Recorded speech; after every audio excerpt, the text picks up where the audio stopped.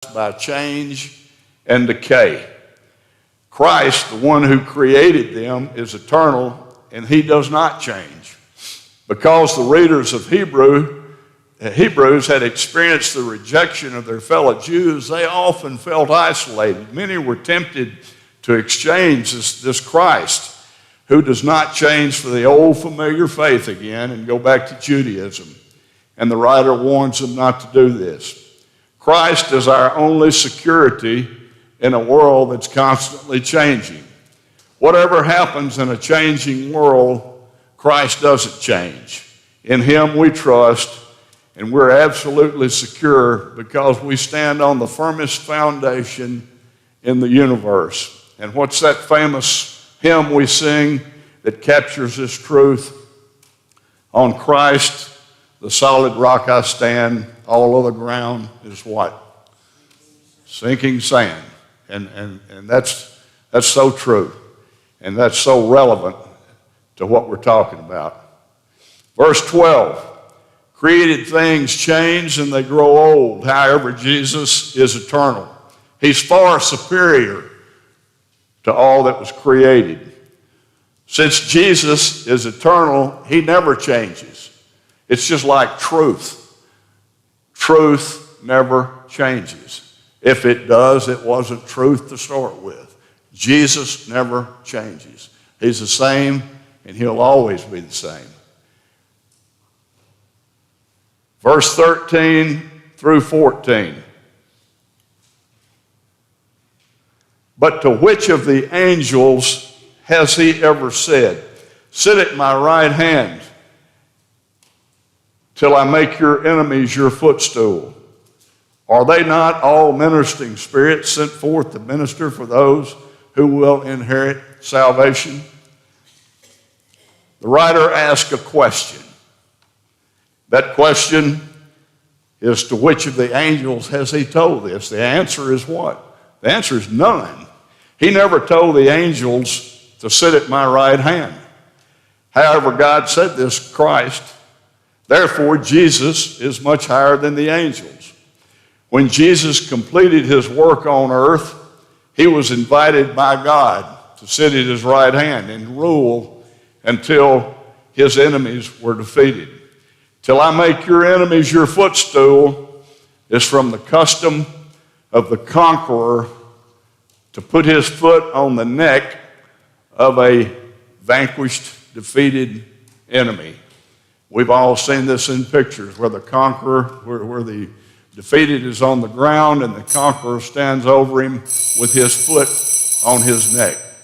This means that the enemies were defeated, and God says to Christ, till your enemies I will make your footstool.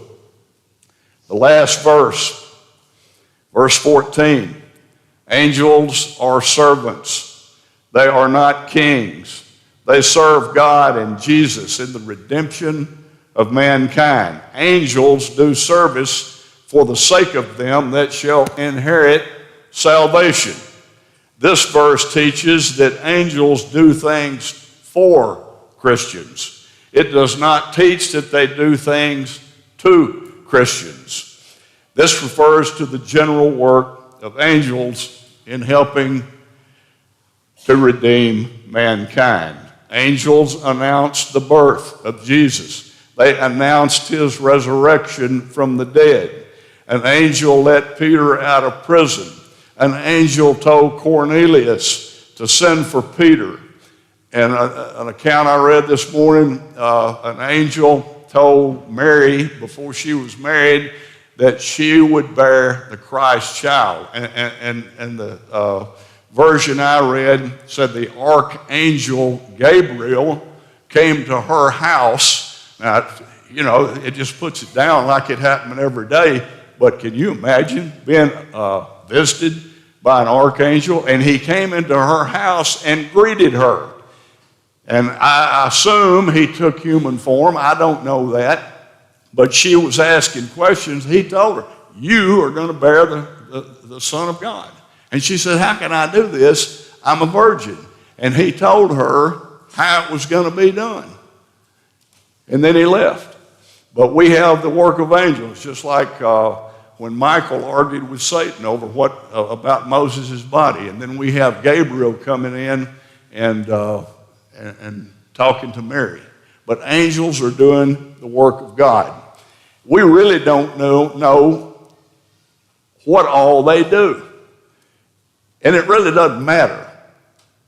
But we do know that they are servants of Jesus and they work for man's salvation in the realm that God has ordained. But we've got to be very careful about attributing works to angels that the Bible does not teach.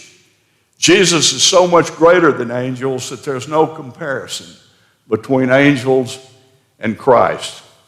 Now, I asked you earlier to identify with those Christians who were thinking about going back to Judaism. And from what this writer has said, has the evidence that has been presented in chapter 1 been enough to convince you that Christ is superior to the angels? If it has, that's great. If it hasn't, the rest of the book of Hebrerws will.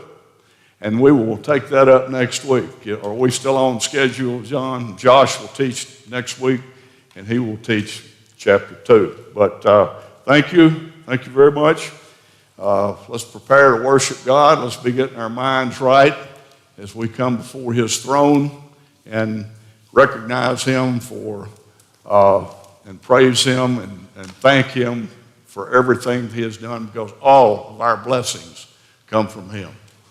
Thank you.